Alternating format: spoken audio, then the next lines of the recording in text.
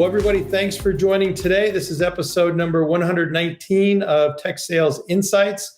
Really excited to have a tag team here with Roi Carmel, CEO of Spotlight.ai, and Nadav Efraty, who's co-founder of Spotlight.ai. And the title topic today is how to sell more in a tough economy.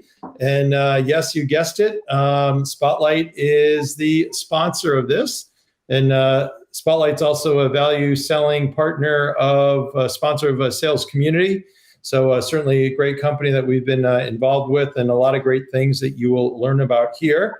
By way of background, I've known them we're trying to figure out probably just only a year. So it's definitely a newer relationship, but awesome business that they built in the value selling space. And I'm always impressed with their responsiveness and pretty much guaranteed a 7x24 follow-up. So from a group to kind of tag team in the sales effort with, they've both been fantastic. And for those that are members of sales community, thank you so much. Tucker, maybe you can put the link up. For those that are not, you can go to salescommunity.com/springfree, I think it is, and get a free membership there. And takes, I think, like 15 seconds if you use your LinkedIn. So also, by way of background, they both live in Newton, Massachusetts, which is outside of the Boston area.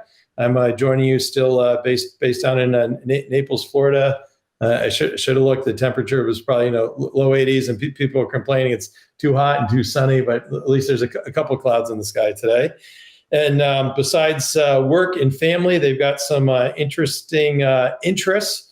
Roi was a past judo champion, now very much into archery. And Nadav, I would say, is a psycho triathlonist. When we first were kind of working out our arrangements, he was off doing all this kind of crazy stuff and really insane in the woods. And yeah, most people are kind of traditional triathonists, if that's the word, but he goes off in these crazy areas. And then, of course, with their Israeli background, with any great technology folks from Israel, they're part of the Israeli military service. And Roi was in special ops, and Nadav was a helipilot. So before, when we were prepping, Roi was joking that Nadav used to clean guns, but I wouldn't want to say that. But anyway, so let's start in here. So maybe you guys can talk about your first job that you had. So Roi, let's start with you. Yeah, so actually my first job was a judo coach. That's what I love doing, and coaching all the way kids to adults. But my first industry job was at a company called NDS, that's now Cisco, acquired by Cisco, and we did conditional access on smart cards, where smart cards were like the peak of technology back then. Yeah. And so I was basically creating a product for our customers to validate the offering that NDS sold them. Wow, awesome. And then maybe quickly just go through your career from there.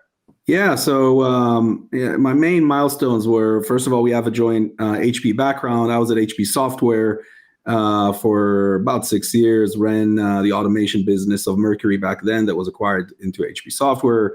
Did some business development between HP and SAP back then around packaged apps, and then after that, I was trying to acquire a company called Perfecto Mobile as part of acquisitions we did into the portfolio. The previous acquisitions went fine. This one, we couldn't meet the price, and I really wanted these guys. We didn't get an approval to spend, and so I ended up joining them. And taking the company from together, obviously, with the founders, from about 7 million to 75, and we sold it to Perforce. It was a great run. That's what brought me to the Boston area. And then from there, spent some time at Cybereason, also as chief strategy, CMO, and chief product, built a framework, messaging framework for the enterprise sales team. Worked with Andy Byron, who was a great guy that built the company before I was there. And he's the one who actually sort of named me and brought me over. And also worked with an amazing guy called Keith Butler over at Perfecto. So two amazing CROs who know value selling inside out. And that's what led me to basically start Spotlight. Wow, awesome. And Nadav, what was your first job? So for almost a decade, I was a search and rescue helicopter pilot, as you said, but then my first real job was a developer, and from that I grew to like tech development programmer. And then I've grown to lead R&D teams and groups and so on. And soon after that, I started my own company that was doing automation for water operations for big manufacturing companies. So effectively, my company would make their water purification operation far more autonomous, efficient, reliable, and so on. And I relocated to the States in 2013 in order to commercialize. And in a few years, we started to sell to all the Fortune 500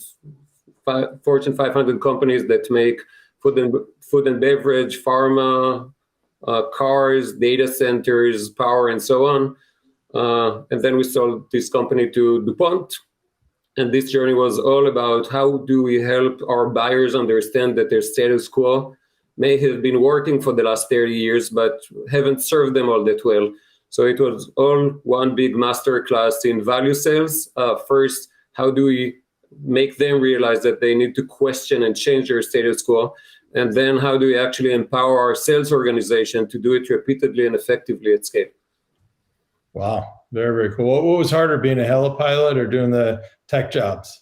Yeah, being the CEO and founder of my previous company was certainly the biggest challenge of all, but I'm lucky to have had a very good outcome. So we'll never complain about it. Awesome. So before we talk about Spotlight, Roy, maybe let's kind of dig into kind of really what is value selling. At a high level, I always like to say, okay, if you bump into CFO in the elevator, what are you going to talk about? It's not a bunch of techno speeds and feeds. It's how you generate revenue, how you're going to help them save money, get a competitive advantage, but it's got to be something like that. So how do you we start off kind of defining value selling? What do you think? Yeah. So obviously there's going to be many angles to this question, but the way we look at value selling is we want to make sure that the selling motion is focused around the pain of the customer, taking time to do the discovering the pain, sizing the business impact of the pain for the customer, and then matching the right differentiated value to that pain that can bring the customer from a current state to desired state, and building the business case and the case around it. And then once we do that, creating an asset that can arm our champion to go sell the value when we're not there. And the last is when we do forecast on our pipeline, make sure that we look through the forecast into how well we understand the pain, how well we arm our champion, because those are the things that will kill or make the sale, basically. And so, as opposed to just relying on relationship or just relying on an external event, we want to make sure that we focus on the pain, understand it well, and build a case around it. Gotcha. Nadav? Yep, thanks. So I actually have two answers for your questions. What value sales? So the first answer is value sales is the opposite from pitching and speaking about features and capabilities. Value sales is all about the discovery, the leadership in a journey.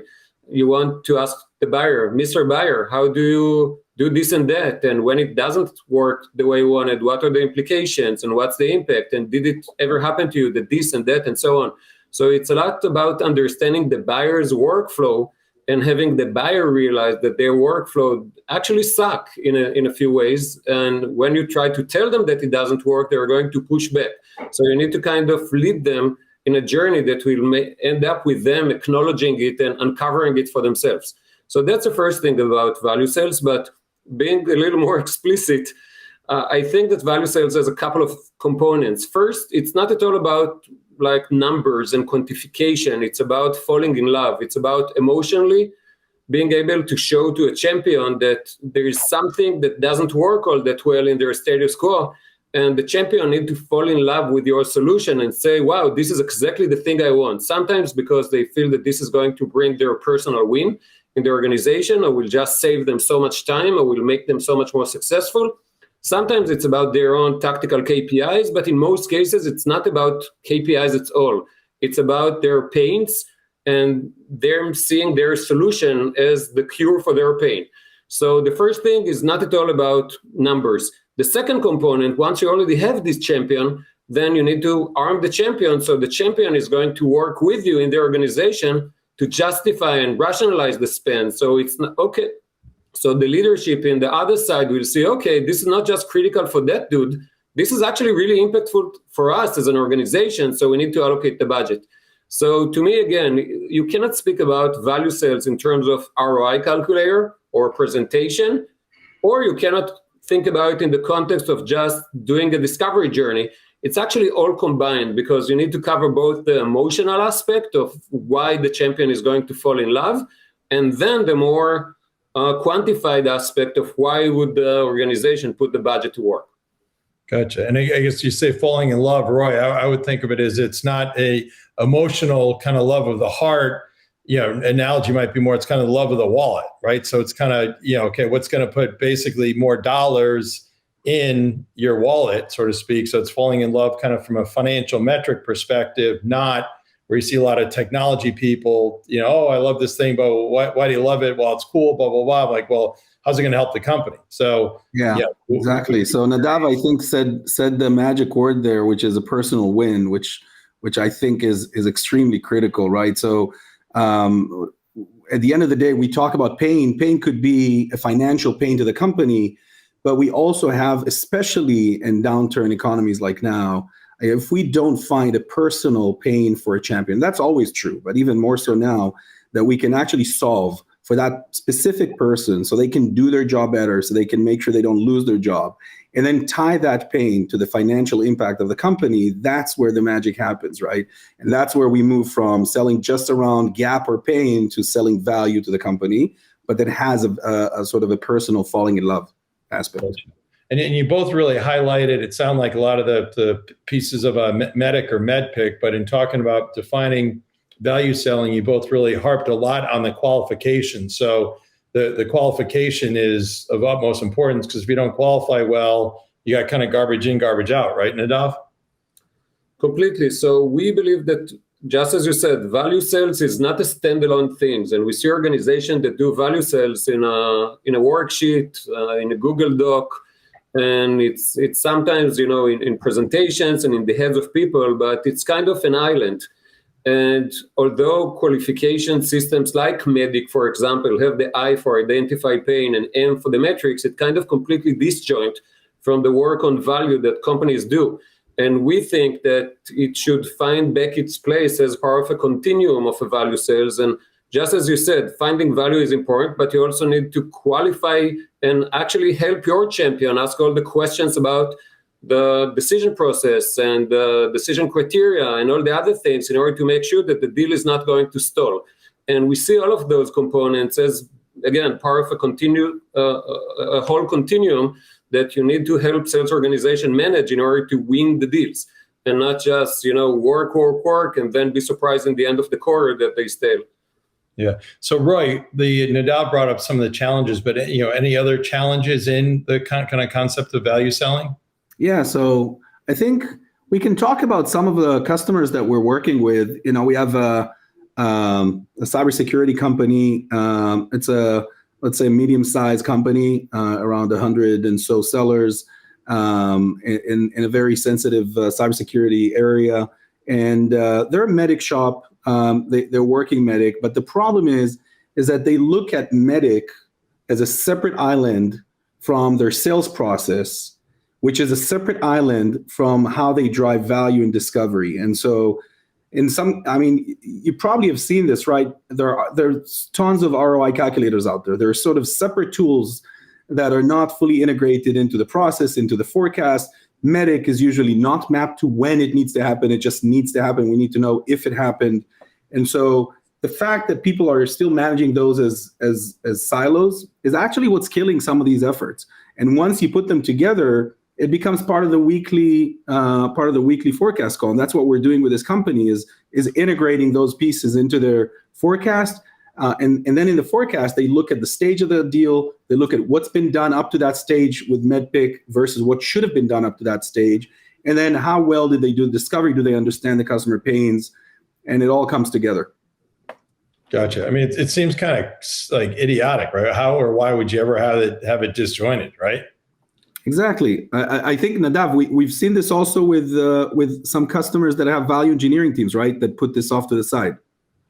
Completely. And I think that leaders, like so much is expected from the sellers and from sales leader. They need to actually close the deal and train and coach. And there is so much enablement going into sales organization. And I think that in the bottom line, it's kind of maybe a bit overwhelming for most reps. And in most situations, there are so many use cases and personas and products. And again, so many layers in that equation that it's in many cases much easier for reps to just go and start pitching instead of doing the proper discovery and then the proper arming of the champion. And we expect the sales leader to actually coach and help the reps, but the sales, like the frontline manager themselves, are overwhelmed because they're accountable for closing all the critical deals. And then every once in a while, they can go in and coach a rep.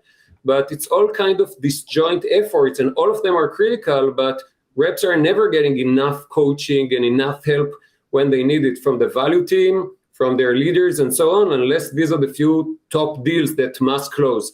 And some of the idea that we had going into Spotlight is try to enable and coach and guide with AI exactly at the time that they need it in order to make it really easy for the reps to actually focus on the few critical things in every situation instead of getting overwhelmed by the scale of enablement and training and so on, that many of it just go around them and not where they need it and when they need it.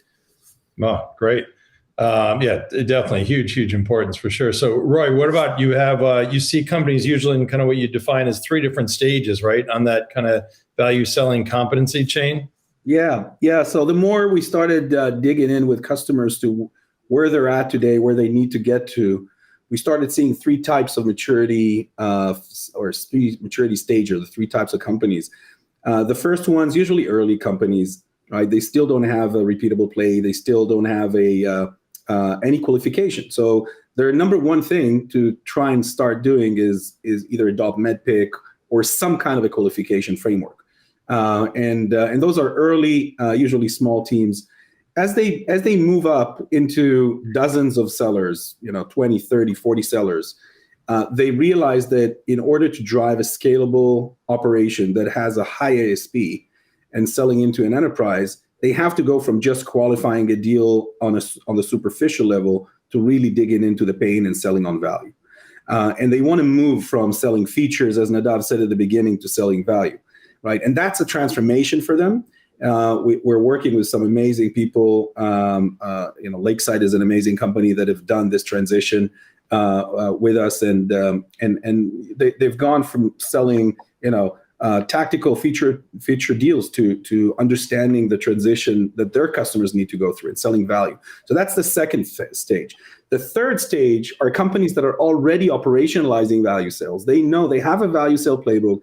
They do discovery well. They build business cases and BVAs for customers, but they've gone to a point where they've created a specialist team or a value engineering team, right? And the good thing is that the knowledge is there in the company. The downside is once they centralize this knowledge into a value engineering team, that knowledge doesn't scale, right? And then the reps actually rely on the value engineering team too much. And so their problem is not going from features to value, it's how do you scale value selling beyond the value engineering team into every single rep. So those are the 3 stages we see. Again, it's a high level. Obviously, there's more details behind it. But I think it's important to realize where you are on the journey and what's the next step and how you get there.